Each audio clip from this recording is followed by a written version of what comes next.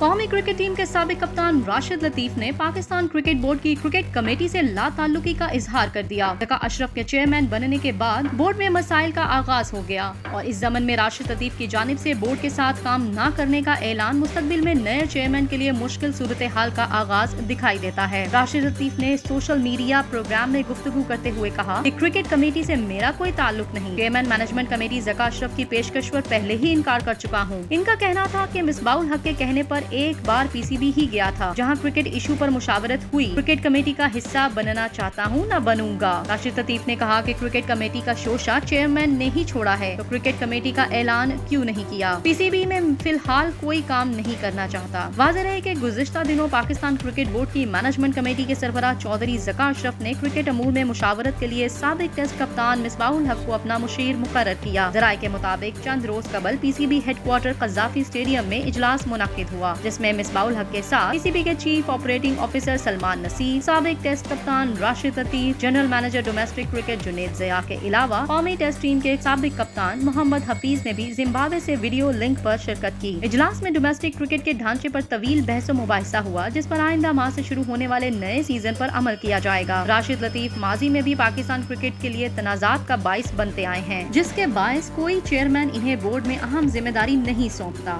تاہم پاکستان ٹیلی ویژن پر بھاری معاوضے کے عوض مسلسل کئی سالوں سے جاری پروگرام میں وہ کرکٹ بورڈ اور اس کے فیصلوں پر تنقید کر رہے ہیں۔